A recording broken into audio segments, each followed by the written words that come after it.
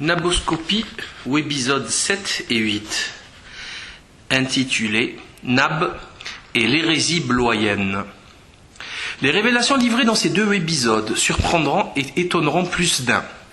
Je vous conseille donc de vous asseoir confortablement au plus près possible du sol pour vous épargner toute chute malencontreuse. J'ai été moi-même sidéré par ce qui va suivre tant je ne m'y attendais pas du tout. Pourtant, Dieu seul sait que plus grand-chose ne m'étonne en ce bas monde. Il est clair que je ne m'y attendais point, mais j'imagine sans peine, et je vois même le petit et ses laquais trépigner d'impatience et attendre avec angoisse l'arrivée de cet audio pour découvrir son contenu. Lui-même doit s'en douter. Les autres sont à des années-lumière d'imaginer ce qui va suivre. Je tiens également à remercier la personne qui m'a donné cette info précieuse sur Léon Bloy. Elle se reconnaîtra. Ah, Léon Bloy, Nab et Bloy, c'est une grande et tendre histoire d'amour. Prenons par exemple ses journaux intimes. Parmi ses idoles, on retrouve, comme écrivains les plus cités, Céline et Bloy. Dont Inch'Allah, par exemple, il citera Céline 145 fois contre 100 pour Bloy. Dont Tohu Bohu, il citera Céline 181 fois et Bloy 101 fois. Dernier exemple de son journal intime, dans Kamikaze, le plus épais des 4 tomes, il citera Céline 138 fois et Bloy 139 fois. Sans parler de ses autres livres dans lesquels Bloy tient une place importante dès que le sujet le permet. Dans l'un de ses premiers passages télé chez le pédophile Michel Polack, il fera la lecture d'un texte de Bloy.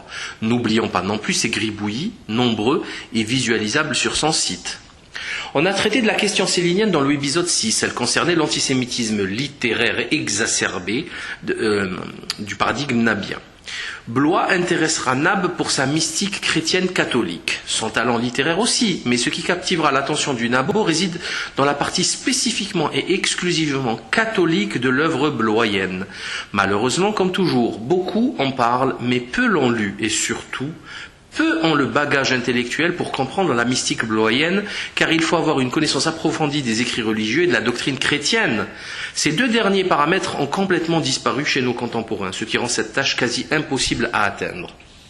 Ils font tous mine de comprendre, sans avoir la moindre idée des enjeux et des sujets traités, fidèle en cela à la fameuse citation de Cocteau, puisque ces mystères me dépassent, feignant d'en être l'organisateur. Nab ne dit-il pas dans les dossiers H. Léon Bloy que l'œuvre de Bloy ne se lit pas, elle se décrypte? Il ne peut si bien dire, car sans l'algorithme de déchiffrage, il est impossible de comprendre Bloy et son message trouble à double sens. L'œuvre bloyenne est une aporie dont le blasphème est inouï. Pour la saisir, il faut connaître la vie privée du belluaire, ses correspondances, son journal intime et tout ce qui a été écrit sur lui. Mais avant toute chose, revenons à Léon Bloy, car il est loin d'être connu de tous. Cet écrivain qui a chevauché les 19e et 20e siècles, est né en 1846 en Aquitaine et décédé en 1917 à Bourg-la-Reine, dans la propre maison de Charles Péguy, décédé 3 ans plus tôt. Il est l'auteur de 2 romans, une multitude d'essais, dont certains sont très curieux d'ailleurs, mais on y reviendra, ainsi qu'un important journal intime en 4 tomes. Ces écrits ne connaîtront pas de succès à l'époque, bien au contraire, la plupart passeront inaperçus du grand public. Très curieux. Il écrira essentiellement pour vivre des articles dans différentes revues, Gil Blas, La Plume, L'Univers, Le Chat Noir, etc. Léon est le fils de Jean-Baptiste Bloy, fonctionnaire et franc-maçon. Sa mère était catholique pratiquante. Sa formation sera dirigée par son père. Il n'est donc pas étonnant qu'arrivant à Paris en 1864, il fréquente les milieux révolutionnaires et anticléricaux. C'est Barbé d'Aurevilly, dandy dégénéré, rencontré en 1868, qui le convertira à la foi catholique. Ensuite viendra Ernest Hello, et c'est bien plus tard, en 1884, qu'il se liera d'amitié avec Huysmans et Villiers de l'Isle-Adam. Il sera très proche également de Jacques et Raissa Maritain, couple assez symptomatique de notre époque décadente. Nous reviendrons plus tard sur ces principaux personnages de l'intelligentsia de l'époque, car bien des points communs les identifient toujours, ce même fil invisible dont personne ne parle, mais si prégnant et si insistant qu'il est impossible de l'ignorer, à moins de le faire exprès. L'histoire nous parle de Léon Bloy comme d'un mystique catholique d'une grande intransigeance. Un pamphlétaire génial et sans concession, un antiprogressiste comme Barbé ou Maritain, anticlérical dans le sens anticorruption de l'Église du Christ par des hommes faibles et orgueilleux, etc. Il passe également pour le défenseur des pauvres dans ce monde de violence et de péché, lui qui a été selon ses écrits très pauvre, voire miséreux. On peut également dire, sans risque de se tromper, que Nab tient son style pamphlétaire virulent et très souvent outrageant et insultant de Blois justement, mais également son goût immodéré du blasphème, sa mystique boiteuse de la pureté de la prostituée, ainsi que sa scatologie malsaine et nauséeuse, voire écœurante. Nous y reviendrons également avec précision et détail. Ce qui n'est jamais dit nulle part, et pour cause, c'est que Léon Bloy était un messianiste, millénariste complètement cinglé qui se prenait pour un prophète. Il n'avait de cesse d'annoncer la fin du monde et l'avènement du troisième règne du Christ. Il se trompera toute sa vie, mais son obsession ne faiblira pas pour autant. Il fera d'ailleurs de nombreux allers-retours à la Salette, et chaque guerre sera pour lui l'événement qui consacrera enfin la venue du Paraclet tant attendu, le Messie. À l'instar de l'antimaçonnisme nié de Céline, Nab ne parlera jamais du messianisme pathologique de Blois. Peut-être parce que les asiles sont peuplés de farfelus siphonnés se prenant pour le Messie, le seul, le vrai Messie. Pour ma part, la réelle et unique raison de cette omission est à chercher ailleurs. Elle sera justement traitée en 1957 par un certain Raymond Barbeau, dans un essai nommé « Un prophète luciférien » Léon Bloy. Aux éditions Montaigne, est disponible gratuitement sur le net au format PDF en quelques clics. Un prophète luciférien Léon Bloy.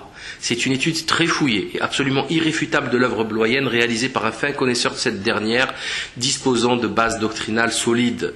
Quoiqu'à ce stade, l'on n'ait nullement besoin d'une formation religieuse approfondie pour constater le total égarement hérétique du mystique hystérique. Il est également très curieux de constater qu'en France, n'importe quel imbécile puisse prodiguer des leçons de foi et de doctrine religieuse. Certes, il faut se placer dans l'épistémé de l'époque pour comprendre que les ravages de l'humanisme maçonnique et son corollaire, le système de pensée positiviste, donc progressiste, ont déboussolé bien du monde. Il faut rappeler également que ces personnes étaient à cheval entre l'ancien régime et la nouvelle hérésie démocrateuse, puisque leurs parents et ancêtres proches étaient croyants pour la plupart. Mais ceci n'excuse pas cela, car il est évident que cette inversion des hiérarchies et des valeurs ne fait qu'accélérer la chute finale de l'humanité et non le contraire. La vision traditionnelle d'un Bloy ou d'un Barbet vont défendre est à l'antipode de leurs prétentions chrétiennes. La tradition primordiale interdit à toute personne qui n'est pas brahmane de s'occuper de spiritualité.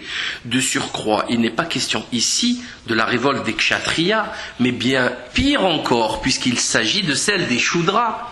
Ce renversement est qualifié justement de satanique par les traditions orthodoxes depuis des temps immémoriaux. Prenons l'exemple de l'islam. Il est hors de question qu'un dégénéré, consommateur de prostituées ou d'héroïne, puisse avoir l'audace d'écrire des livres religieux et prétendre plus tard à la sanctification solennelle. La religion est une affaire trop sérieuse, trop grave pour être mise entre les mains des plus pervers d'entre nous.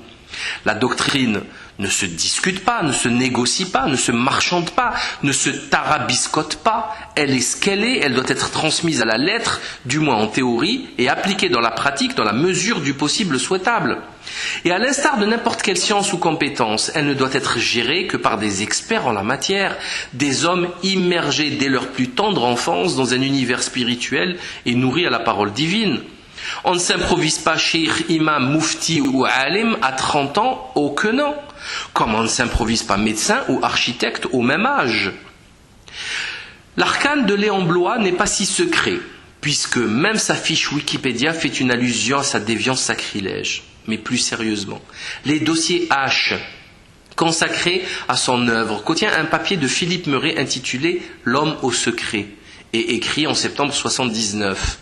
Nous pouvons y lire assez clairement à la page 166, je cite « Mais Lucifer n'est pas seulement une possible figure du Paraclet, il est aussi bien le Christ. » Bloy le suggère à propos d'une exégèse d'Holoferne qui représente à la fois l'antique ennemi des hommes et notre Seigneur Jésus-Christ lui-même. Quant à Marie, elle peut être également l'épouse de Lucifer, l'étoile du matin, c'est-à-dire une sorte de moitié féminisée du Saint-Esprit. Fin de citation. Vous commencez à avoir mal à la tête et c'est pour cela que je vous ai demandé de vous asseoir confortablement le plus proche possible du sol.